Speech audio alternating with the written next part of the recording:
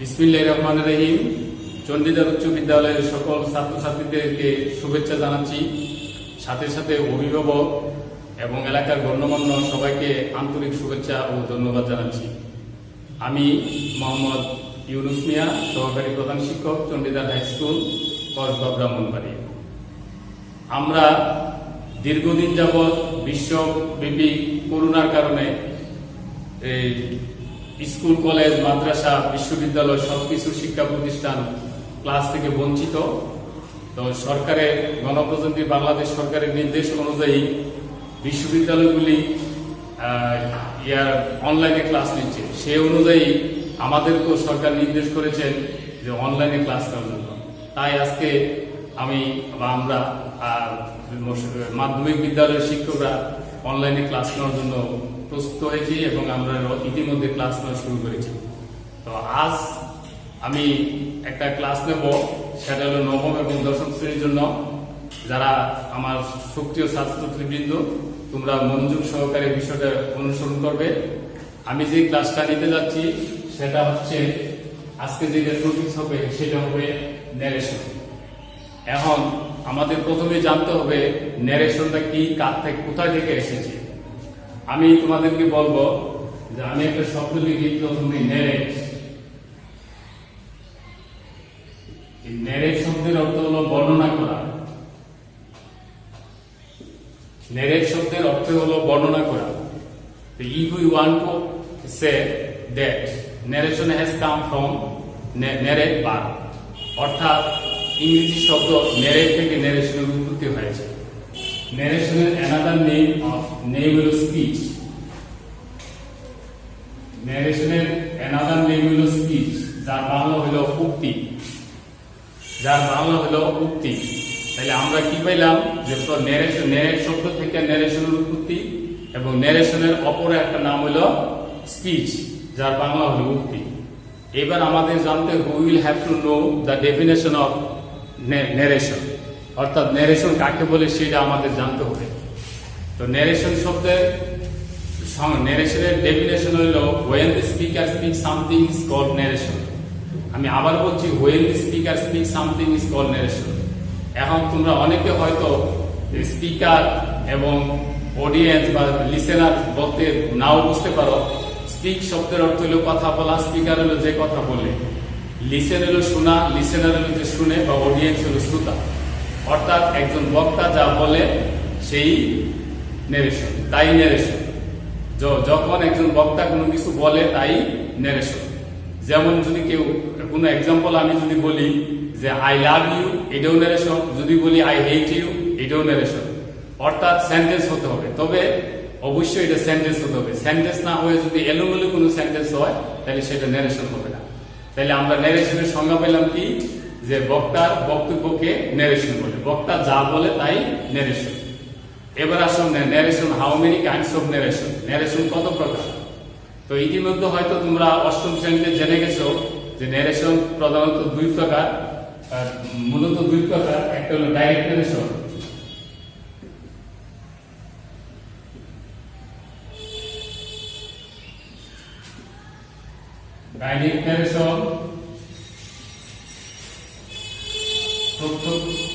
প্রত্যক্ষ উক্তি, আর দুই নম্বর হলো ইনডাইরেক্ট ন্যারেশন। ইনডাইরেক্ট ন্যারেশন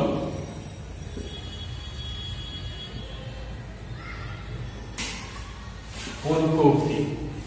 এখন অনেকে হয়তো বলতে পারো যে ডাইরেক্ট ন্যারেশনটা কি। ডাইরেক্ট ন্যারেশন হলো, ডাইরেক্ট থেকে অনেক টিচাররা আবার ডিরেক্টও বলে, তবে বোথ আর কারেক্ট, দুই শব্দটাই সঠিক। কেউ যদি ডাইরেক্ট বলে তাও সঠিক, কেউ যদি ডিরেক্ট বলে তাও সঠিক, এতে ভুল নাই, দুটোটাই কারেক্ট আছে, সমস্যা নেই। যেভাবে উচ্চারণ প্রনাউন্সিয়েশন করো তাতে কোনো সমস্যা নেই। এবার আমরা জানবো যে ডাইরেক্ট ন্যারেশন কাকে বলে। ডাইরেক্ট ন্যারেশন কাকে বলে, অর্থাৎ বক্তার বক্তব্য হুবহু অন্যের নিকট প্রকাশ করাকে ডাইরেক্ট ন্যারেশন বলে। বক্তার বক্তব্য হুবহু অন্যের নিকট ব্যক্ত করাকে ডাইরেক্ট ন্যারেশন বলে। যদি আমি একটা এক্সাম্পল দিই, তোমরা তাহলে সহজে বুঝতে পারবে। যেমন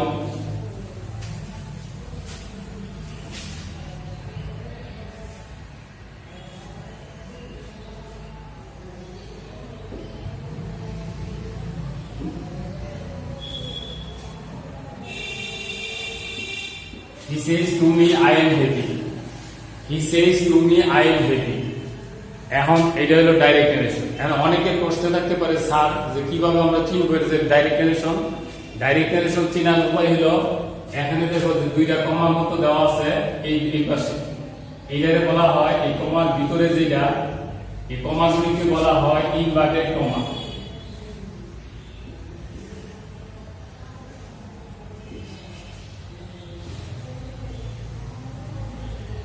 ইনভার্টেড কমা আর তার ভিতরে যে সেন্টেন্সটা দেওয়া থাকবে এটাকে বলা হয় repeated speech.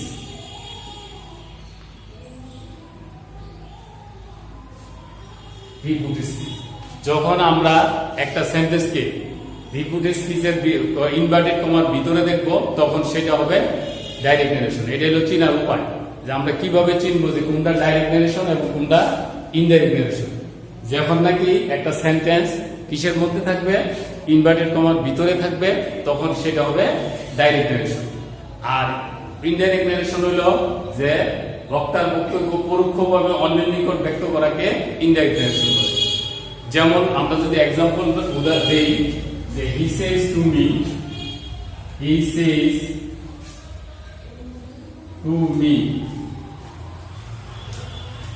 that he is happy। তোমরা ইচ্ছা করলে এখানে says এর পরিবর্তে tells ব্যবহার করতে পারো। He tells me that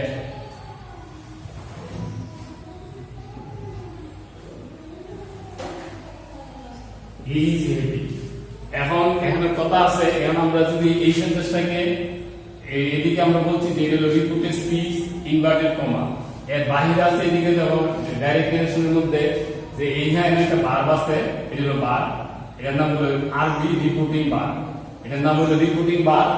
আর এটা হলো রিপিটিং ভার্বের সাবজেক্ট আর বি হলো রিপিটিং ভার্বের অবজেক্ট।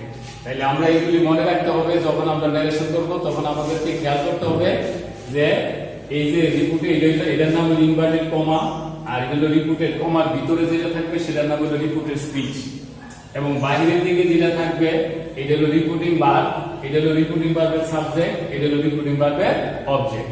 এইভাবে যখন থাকবে তখন সেটা হবে কি ডাইরেক্ট নারেশন। আর যখন নাকি ইনডাইরেক্ট নারেশন হবে তখন ইনভার্টেড কমাগুলি উঠে যাবে এবং সে বা সেজের পরিবর্তে সেজ রাখা যাবে অথবা পরিবর্তনও করা যাবে, টেল বা টোল বসবে। পরবর্তী সময়ে আমি আলোচনা করব, তোমরা আরেকটু সহজে বুঝতে পারবে। তাইলে আমরা বুঝতে পারলাম যখন নাকি কোনো ইনভার্টেড কমা থাকবে না এবং তখন সেটা হবে ইনডাইরেক্ট নারেশন। আমি আশা করি তোমরা ক্লিয়ার বুঝতে পারছো এবং আরো যদি তোমরা বইয়ের সাথে একটু সম্পৃক্ত হও তাইলে সহজে বুঝতে পারবে। এবার আমাদের তোমরা নিশ্চয়ই জানো যে আমাদের সেন্টেন্স হচ্ছে 5টা সেন্টেন্স। সেন্টেন্স কয়টা? 5টা। 5টা সেন্টেন্সে আমাদের নারেশন করতে হবে। 5টা সেন্টেন্সে নারেশন, 5টা সেন্টেন্স কি কি? 5টা সেন্টেন্স কি কি? যে 5টা সেন্টেন্স হলো assertive sentence, interrogative sentence, imperative sentence, objective sentence, exclamatory sentence. আজকে যে আমরা যে সেন্টেন্সটা নিয়ে আলোচনা করব সেটা হলো অ্যাসার্টিভ সেন্টেন্স। যে অ্যাসার্টিভ সেন্টেন্সকে কিভাবে ডাইরেক্ট থেকে ইনডাইরেক্ট করা যায় সেই নিয়মটা আমরা জেনে নেব।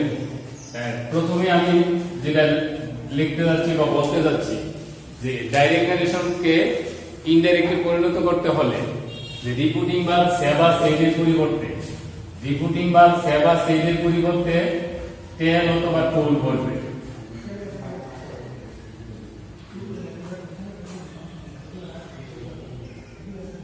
রিপিটিং ভার্ব সে বা সেইজের পরিবর্তে টেল বা টোল বসবে। 2 নম্বরে হবে ইনভার্টেড কমা উঠাতে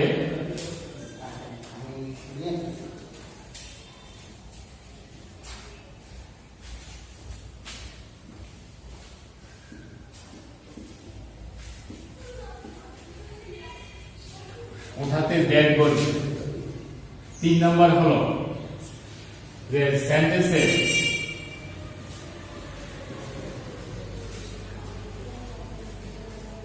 সেন্টেন্সের আর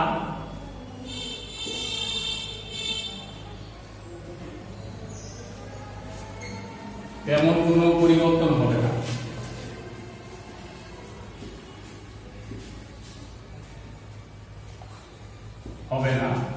তবে পার্সনগুলো পরিবর্তন হবে।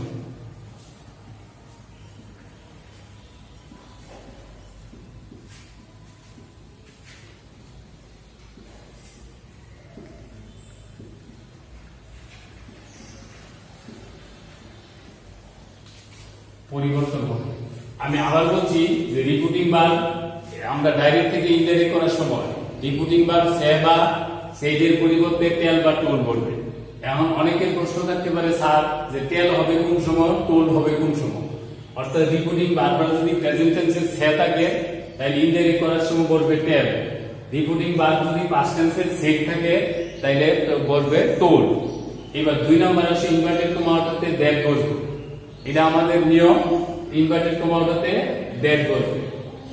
আর আরেকটা কথা হলো যখন নাকি যে টেল বা টোল বসবে তখন তার সাথে টু থাকবে, কিন্তু যখন আমরা সে বা সেট বসবে তখন তার সাথে টু থাকবে। এটা আমাদের মনে রাখতে হবে। এখন এটা ব্যাখ্যা দিতে গেলে সময় বেশি লাগবে, এই জন্য আমরা ব্যাখ্যা দেবো না। আর তোমরা এটা জেনে রাখবে, মুখস্থ রাখবে যে টেল বা টোলের সাথে টু বসে না, সে বা সেটের সাথে টু বসে। এবং সেন্টেন্সে আমি লিখছি আর তেমন কোনো পরিবর্তন হবে না, তবে পার্সনগুলো পরিবর্তন হবে। অর্থাৎ সেন্টেন্সটা ঠিকই থাকবে কিন্তু পার্সনগুলোও পরিবর্তন হবে। এবার আমরা এক্সাম্পলের মাধ্যমে তোমরা সহজে বুঝতে পারবে। যদি আমরা একটা এক্সাম্পল লিখি,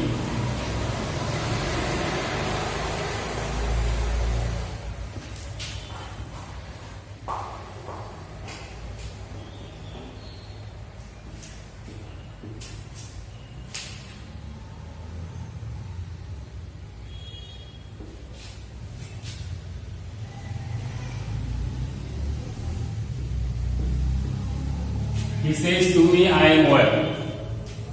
এবার আমার এদিকে রিপিটিং ভার্ব আছে says, দুইটা নিয়ম আছে। ইচ্ছা করলে আমরা এই অংশটাকে পরিবর্তন করতে পারি। যেমন he says to me তাও লিখতে পারো he says to me inverted কমাতে that। এবার আমাদের কথা ছিল যে পার্সনগুলো পরিবর্তন হবে। ইনভার্টেড কমার ভিতরে যদি ফার্স্ট পারসন থাকে, তোমরা নিশ্চয়ই পার্সন সম্পর্কে ধারণা আছে, আমি আশা করি তোমরা পার্সন সম্পর্কে জানো। পার্সন হলো 3 প্রকার, first person, second person, third person. First person হলো অন্তর্ভুক্ত হলো সাধারণত 6টা, তার মধ্যে আমি আপাতত 2টা বলি, আই এবং উই। এই 2টা হলো ফার্স্ট পারসন, 6টা হলো মোট। ফার্স্ট পারসন কি কি? যে আই, উই, এই হলো first person.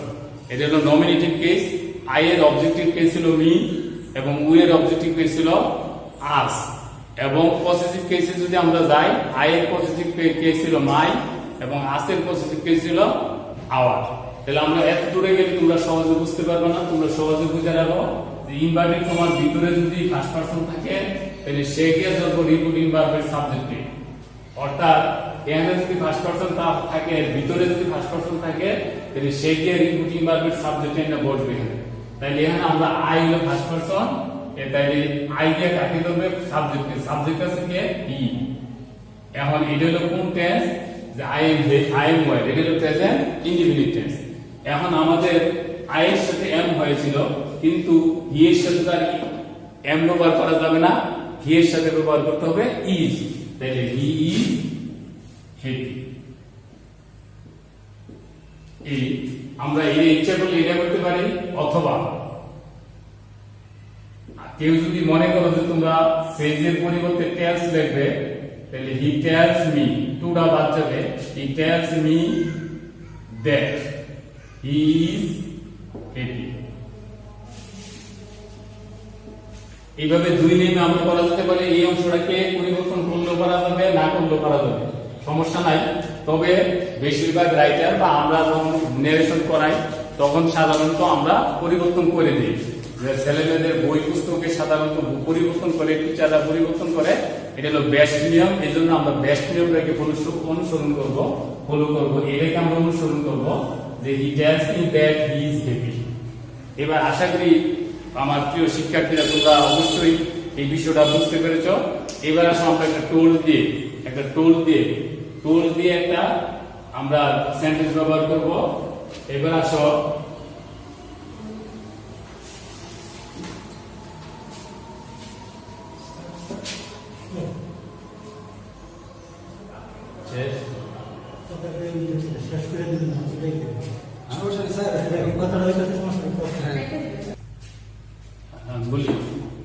He said to me, দেখো তোমরা খেয়াল করো আমি একটা সেন্টেন্স লিখেছি he said to me I am happy. তাইলে আমাদের এখানে সেড এর পরিবর্তে ব্যবহার করতে হবে হি টোল্ড মি। ইনভার্টেড কমান্ডেতে দ্যাট, আই এর ফার্স্ট পারসন দিয়ে দেবে সাবজেক্টে হি। এবার আমাদের কথা আছে, কথাটা আমাদেরকে মনোযোগের সাথে শুনতে হবে, বুঝতে হবে যে আমাদের কথা আছে যদি রিপিটেড স্পিচ যদি রিপিটিং বা যদি পাস্ট টেন্সের হয় তাহলে রিপিটেড স্পিচকে অনুরূপ পাস্ট টেন্সে পরিণত করতে হবে। তাহলে কি রকম অনুরূপ করতে হবে, যে রিপিটিং বা যদি প্রেজেন্ট ইনডিফিনিট টেন্স হয় তাহলে রিপিটেড স্পিচ যদি প্রেজেন্ট ইনডিফিনিট টেন্স হয় তাহলে তাকে পাস্ট ইনডিফিনিট টেন্সে পরিণত করতে হবে। যেহেতু এটা সেই পাস্ট টেন্স, তা আমরা আছে এটা প্রেজেন্ট ইনডিফিনিট টেন্স, সুতরাং এটা যেহেতু সেইটা যেহেতু রিপিটিং ভার্বটা যেহেতু পাস্ট টেন্স, এটাকে পাস্ট টেন্সে পরিণত করতে হবে। তাহলে পাস্ট টেন্সে পরিণত হলে আই ফার্স্ট পারসন দিয়ে ধরবে কাকে, হি কে। এবার হি এর সাথে এখানে এম আছে, এম এর পাস্ট টেন্স ছিল ওয়াজ, হি ওয়াজ হ্যাপি। আমি আশা করি তোমরা সকলেই বুঝতে পেরেছো। আমি পরবর্তী সময়ে, আমাদের সময় কম, পরবর্তী সময়ে আমরা আরো বিস্তারিত আলোচনা করব, পর্যায়ক্রমে এইভাবে ন্যারেশনটা আমরা শেষ করব। আজকে এই বলেই আমি আজকের মতো তোমাদের থেকে বিদায় নিচ্ছি। পরবর্তী সময় ইনশাআল্লাহ তোমাদের সাথে আবার সাক্ষাৎ হবে।